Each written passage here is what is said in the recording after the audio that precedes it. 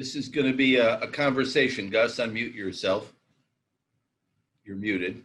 Actually, that's not bad. It means I get to talk nonstop. But anyway, I'm glad you unmuted. It's a conversation, and I want to, first of all, just real quickly, I want to thank all our sponsors.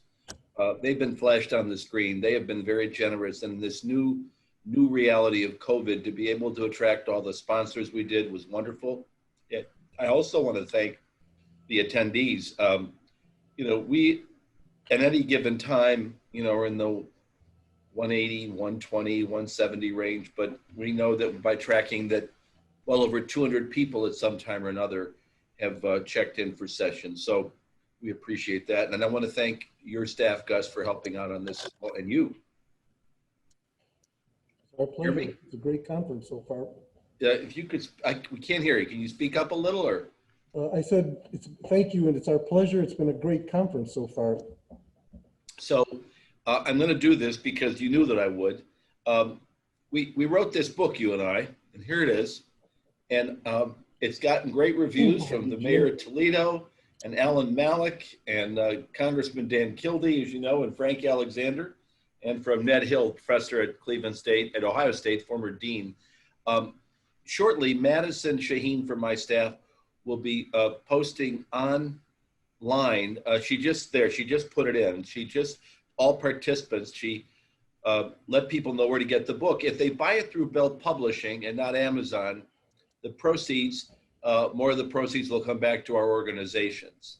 I don't think it made the New York Times bestseller list, so clearly we're not going to get rich on this, but our organizations might see a little something. So anyway, for those who are attending, it's up on the site. So Gus, it's been now.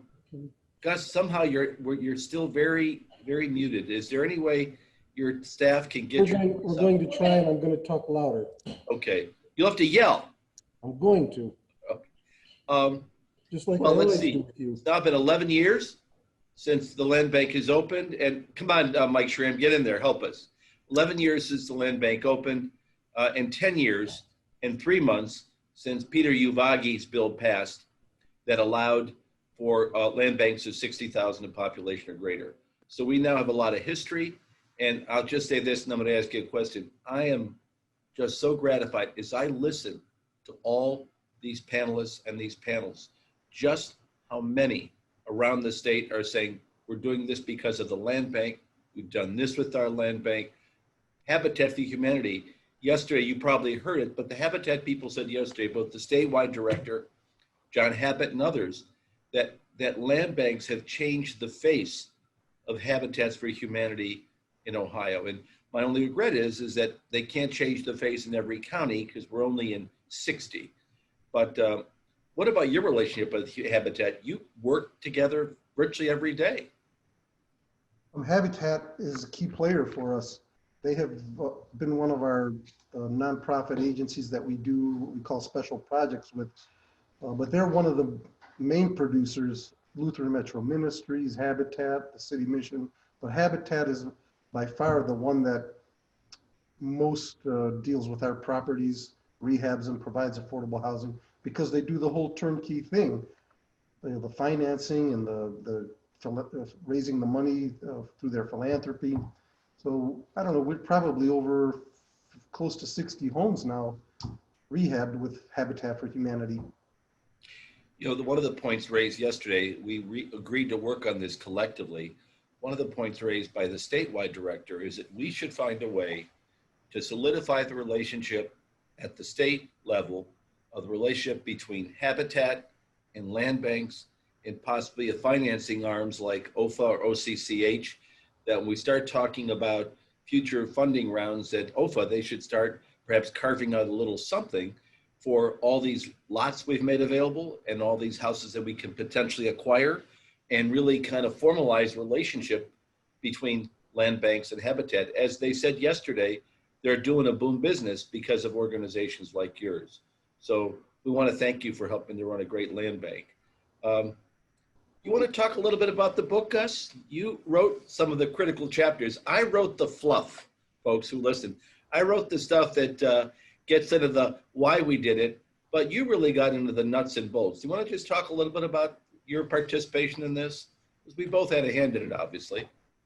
Well, there was a lot of collaboration in drafting the statute and a lot of activity, which I would call the policy process. The policy process, including, the media, collaborating with partners, technicians who could write, community development advocates. But once it all passed, I think that we needed to just kind of give the world, or at least our sense was to give the world an idea of some of the unique things that went into the bill that really affected operations on the ground, which allowed us to transact.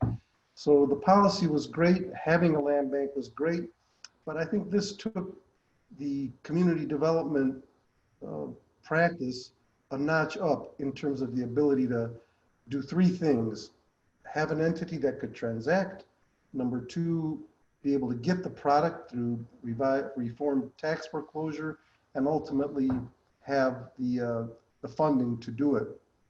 I mean, I kind of describe it. There's all kinds of metaphors, but I kind of describe it as, the chassis is the entity, the engine is the tax foreclosure, or the hospital, if you want to put it that way.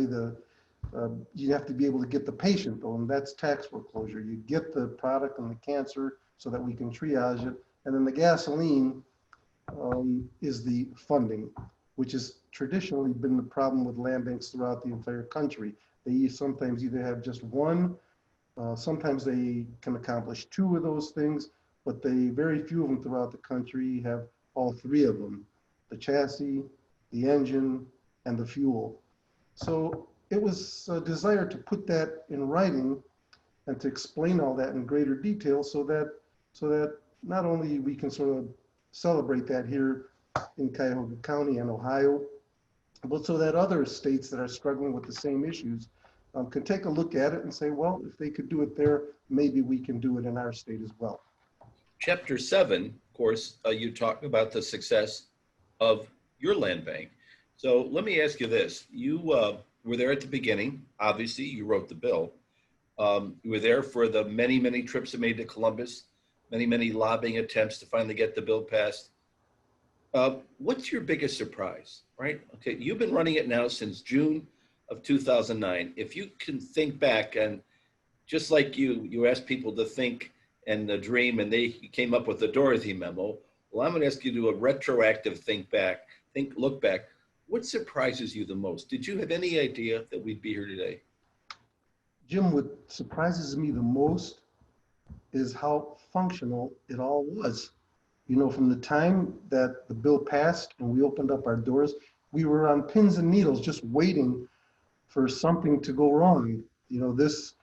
Either we forgot something or something didn't work or some part of the structure of the statute didn't work. But so that surprised me, is that we didn't have to immediately go back to the legislature and try to fix something other than the population clause, which you were instrumental in taking care of with Peter Uvagis. But so that to this day continues to be, a remarkable thing that we're very grateful for. And the other thing I guess I would say is just that how well it took off and how collaborative our county was, and ultimately the other counties as well, because don't forget, you need auditors, treasurers, county commissioners to pass the original resolutions. So that was really remarkable to me, looking back to see how much collaboration and how much buy-in we received from all levels of county government, and now all levels of county government in 57 counties. Soon to be 60, 59 actually now. So we're thrilled at that number. In fact, I know there are people on here watching now and who are still trying to make that decision. Do we need one? I'm going to be in Gallia County, down in Gallipolis, making a presentation to the county commissioners on Thursday morning. And I've been there before, so I think they're seriously contemplating the creation of a land bank. But we still, have pushback, and that's okay. I understand that. People saying we don't need it, we're okay, or they rail sometimes about the fact they don't want any more government, and I get it. But the point I've made, and please expound on it. It's not something you necessarily have to use, but it is a nice tool to have in the toolkit, right? That when I listen to Partners Environmental and their presentation, so much of what they've done has been work around the land bank. Listen to Habitat, John Habit. So much of the work they've done has been around the land bank. I look, by the way, chapter 7 is your work, but I wanted to pick up on that. Chapter 8 is the work of about 12 other land banks around the state.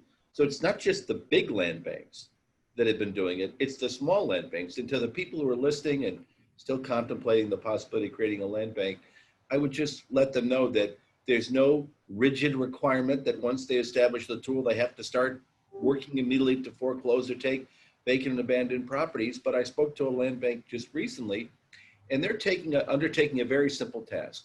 They're going to their distressed properties, and they're approaching the property owner next door or across the street and saying, look, we can clean the title. If we clean the title, are you interested in this property? Now they're telling them if it's in bad shape, they're going to have to do the demolition because those land banks don't have the money, NIP dried up, or they'll rehab it. And they are amazed at the response rate. This is a small county in Southern Ohio.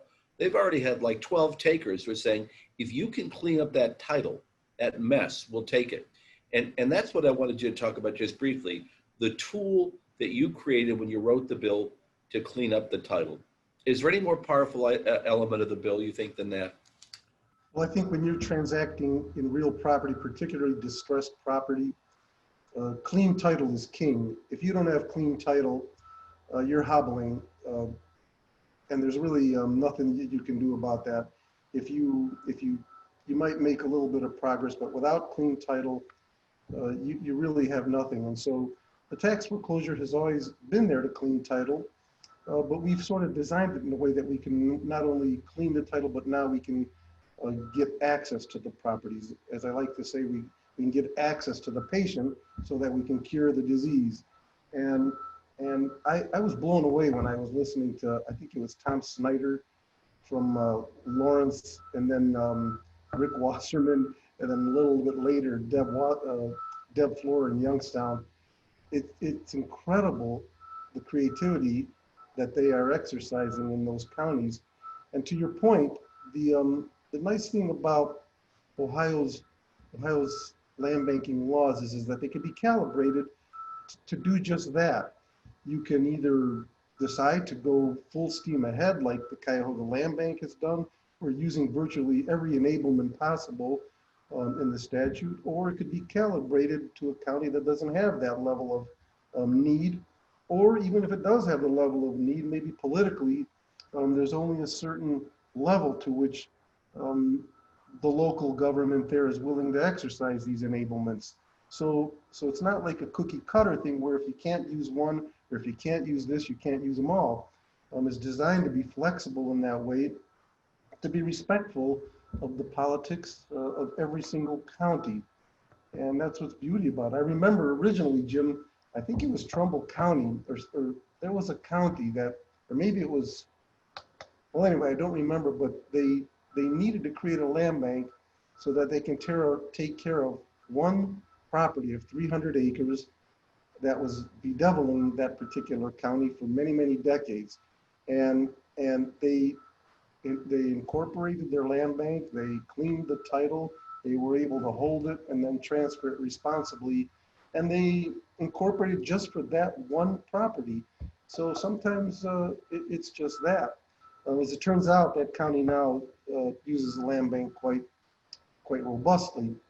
But the beauty of it is you can calibrate how you like. So we couldn't envision this. It's been 10 years, in the case of your county, 11. Where do you think, where do you see it going? I'm not going to be here in 10 years, so maybe you will be, or I know Mike Polensnik will still be. He'll be been in council at that point for 50 years. I think Mike is watching, so I can kid about that. Where do you see it going? If you had to guess, what's the next generation of development for land banks? Continue to do the work we're doing. What else? I think that we're going to always be doing the same work that we're doing, but I think that now with demolition funds having dissipated, and frankly having dealt with a lot of the at least the residential demolition needs. I mean, we still have it, and people get nervous when I say that, but it's closer to pre-2008 levels. But regardless of that, the demolition fundings has dissipated. So I think there's going to be a premium going forward on research. We have always done research, but I think that we have to be particularly strategic now in being able to identify target areas, identify areas that are catalytic, so that when we intervene and we do something, that it's really catalytic, and it's allowing land banks not only to sustain themselves, but to sustain the neighborhood that they're in. No longer can you just take a blighted property that has no connection to anything and knock it down sheerly because of blight. You know, there needs to be strategy. So I think research is going to be key. You know, where do we assemble properties? How do we assemble them, and for whom? Whether it's economic development or affordable housing. And then that is going to have to undergird, in my opinion, a very healthy look at partnerships. We all partner now, but that's going to have to really increase. You mentioned Habitat. You know, in Cuyahoga County, Habitat's very active. So is Lutheran Metro Ministries, that does a lot of housing. But I think that those partnerships, they're not going to just be organizations that we just off properties to. Now we're going to have to really connect with them and connect with their philanthropy. We're going to have to be strategic with them and let them do what they do, with a premium on what we do. They don't have the research, they don't have the holding power that we do. So I think partnerships is really key. I think research is going to be at a premium to be able to forecast. You know, Nigel presented yesterday. The tools that he's developing for forecasting, I think, is going to be really important. And then on the development side, I think land banks are going to become very crucial in the area of economic development. Again, the same thing: research, being able to assemble properties, being able to find properties that are commercial or industrial properties, and trying to assemble them, team up with environmental organizations that can help deal with the environmental problem. But if we can deal with the title work and the taxes, to be able to assemble properties and do it in a way that actually becomes part of the development project itself. And what I mean by that is land banks have the ability to hold properties exempt during pre-development phase. They also have the ability to bond. Our land bank did a $17 million bond, as you recall, in the beginning for demolition. But it doesn't mean that it can't be done for an economic development project. So, Gus, so much of this revolves around funding. So we've talked about, you know, all the money that's been raised. We had a call yesterday with both Senator Brown and with Governor DeWine. Both of them recommitted themselves to the work of land banks and recommitted themselves to helping us find additional funding. COVID has obviously thrown, you know, curveball to us when it comes to state funding. We had a bill through Dave Greenspan that was moving forward, and then COVID put an end to that. If you had to guess, you've done a lot around residential, but obviously the industrial and commercial is very costly. Have you ever done any estimates through Mike Schramm in your office? How many commercial and industrial square feet are vacant out there that you've been tracking? I'm assuming it's many millions. And to take that down, to try to repurpose it, it's a lot more than the $10,000 per house you're spending on a demolition. It is, and we did do that research, and I do have that information, but not here. But it's in the millions. You know, we have not touched factories, commercial properties, all of the multifamily apartments that are vacant and abandoned. I think there's just in Cleveland, there's like 500 or more vacant and abandoned apartments. East Cleveland alone has about 130 of those, if I'm not mistaken. Right, and Cleveland around 500 or so. And so it's still a major problem. But I think, just like the Amazon project, I like to bring that up all the time. Please explain that, would you? What you did there. It's so amazing. The Amazon project, it might be the best example in the state. Well, the Amazon project, it was the North Randall Mall, which at the time that it was built, it was the biggest mall in the country. And some 15 years ago, I'm guessing, it finally closed. And it sat there uh, vacant and abandoned for many, many years. Many of the buildings, the old Higbee's building, there was a Macy's there. There were several others, a lot of asbestos in them and all. What could you do with that? What could anybody ever do with that? Certainly a land bank couldn't take it in and hold it. But again, there are users that if you can assemble those parcels, and if you can eliminate the taxes on them, all of a sudden somebody's junk becomes somebody's treasure. And so a developer, a prominent developer in this area, uh, decided that if they could get those parcels, then they would market the property, and they had Amazon in mind. But so it took like about 5 or 6 years, but we ultimately assembled it all. We brought it in, and now there's 2,500 jobs there. And Amazon, 2,500 jobs. And I want to just quickly, 2,500 jobs on a site that if you had not done that, it would have possibly left the county, number one.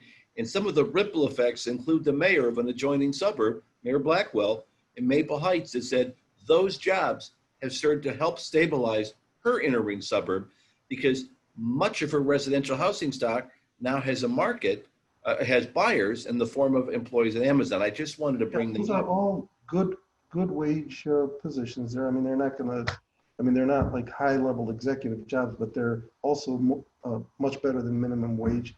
And so Maple Heights, which is right next to North Randall Mall, they've had a little bit of a housing boom on account of it. It was a $170 million project. So a lot of jobs, a lot of commercial activity. But my only point is that right now, those are the kinds of things that we're going to start having to look at. And now that we're sort of moving away, not away from, but we're expanding from the residential and trying to deal with the commercial property or problem, that's how we have to start looking at this. And so again, it requires partnerships, economic development departments, developers, real estate brokers, to try to take these properties and sort of mix and match with end users. And I know Toledo, the Lucas County Land Bank does this a little bit more on a menu basis, but I think we all have to start doing it. And we have the ability to design tax foreclosure for social impact projects, economic development, but with a social impact. There's a justification for customizing tax abatement and leasing the property back to an end user as part of the financing stack. So these are just things that we have the capability in the statute or legally able to do. We just have to talk those things out in our communities and see how we want to use those tools. Some people might want to use their DTAC to help do a small bond. It just depends. Well, I want to repeat what I said in the book. I mean this, and you don't need this, but I'm going to do it anyway. I want to thank you. I don't think people realize how difficult this bill was to write. I tell the story often that the Legislative Service Commission tried. They worked with you, and at some point, they threw their hands up and said, "We can't do this. It's too complex." And you ended up taking responsibility for writing the bill. And Frank Alexander, one of the preeminent legal experts in America on this topic, said, and it's on our book cover, the book is a master. The land bank legislation in Ohio is a masterpiece. As Dan Kildee called it, Congressman Kildee, the founder of the movement in 2004 in Michigan, he called it the Michigan Bill on steroids. So on behalf of everybody, I want to thank you.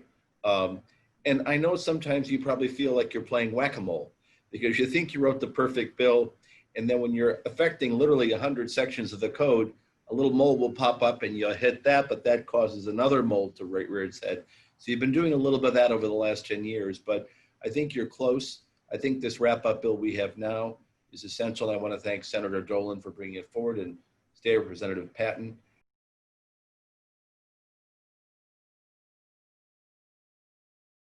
So I'm going to just thank you on behalf of the group, and thank you on behalf of the land banks in Ohio. And we look forward to continued relationships and more money, huh? If we get a little more money, we can do a little more. Well, you can't do all this stuff unless you have somebody that's opening up the doors, and so you gave me the opportunity to do it. Otherwise, none of us would be here. So again, thank you back. Thank you, and look forward to seeing you at the board meeting today. Thank you, Gus. All right. See Thank you. you.